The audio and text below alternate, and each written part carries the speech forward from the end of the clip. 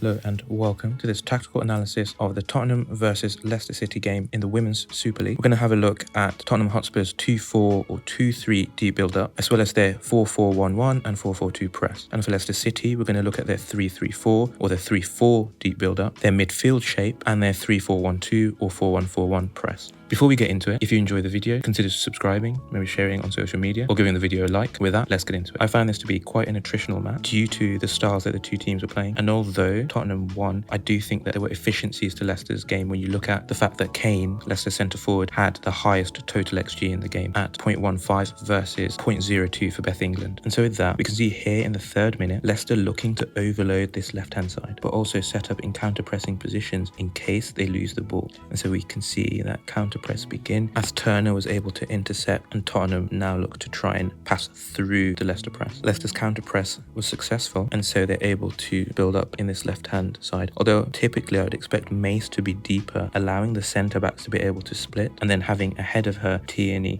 and Green as the centre midfielders, the defensive midfielders screening the back line. But here we get to see the overload in the left-hand space, and Kane looking to try and get back into a centre-forward position to help wheel in. Next, I wanted to have a look at both teams' deep build-ups. So initially, we see Tottenham building up in a 2-4-1-3 shape versus Leicester City's 3-1-4-2 shape. So in essence, Leicester City looked like they were going player for player. Tottenham would play these long balls into their narrow forwards, who would look to either flick it on for those wider attackers or for Drew Spence, who's following up the play. Later in the game, Sumerman instead moves to a high position with Drew Spence as this attack progresses, when with Drew Spence in possession and Beth England looking to run out into the wide space, with Kosciuszka as the centre forward and Ayan running down the left-hand wing. Kosciuszka and Beth England could on occasion actually swap, which is what we see in the 19th minute, where again we have a long ball from deep, which is then contested by Kosciuszka centrally, with Drew Spence looking to support and Beth England out on the right wing. Back to the 8th minute, where Leicester City have just won possession from a Tottenham Hotspur throw-in, and they get the opportunity to retreat to their goalkeeper. But under pressure from the Tottenham press, Leicester's defence is forced into evasive manoeuvres. And then from there, we see a nice little set piece from Tottenham where they have the throw-in, and then the receiver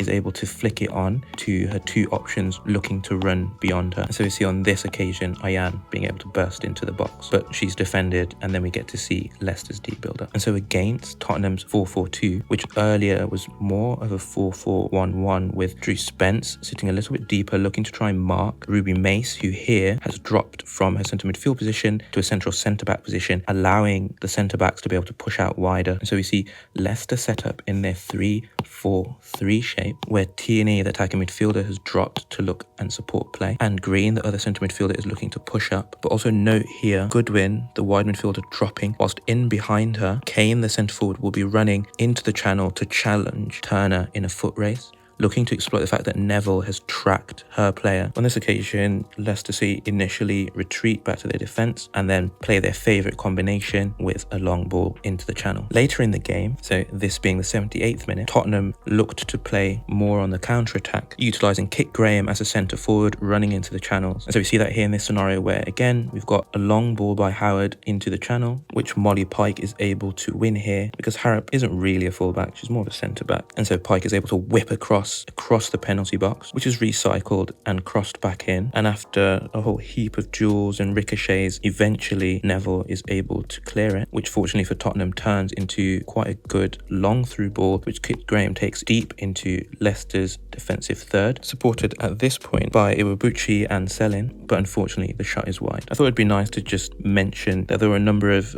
nice set piece routines. And so we see around the 13th minute, Leicester building up as per usual with a Howard long ball in the wide area in a 3-4-3 shape. Fortunately for Tottenham, they win the first ball, but as in the earlier scenario, Leicester immediately look to counter press. But due to some slick passing here by Tottenham, they're able to cut through Leicester's pressure so well, in fact, that some of Tottenham's attacking players don't anticipate them getting through the press, which eventually leads to Ayan's dribble and attempted cross being blocked. But then we get to see what I was talking about with Tottenham's set piece, where they're looking to exploit Leicester City's man marking with a huddle on the edge of the box, and then players running different paths towards the 6-yard box. Moving on to the 31st minute, we can see Leicester's 4-1-4-1 press versus Tottenham's 2-3 deep build-up, where James is staying deeper with the back line, whereas Spence and Sumerman are pushed a little bit higher. Eventually, Tottenham are able to escape through a long ball into Neville, and then a nice little ball into Drew Spence centrally. And then see this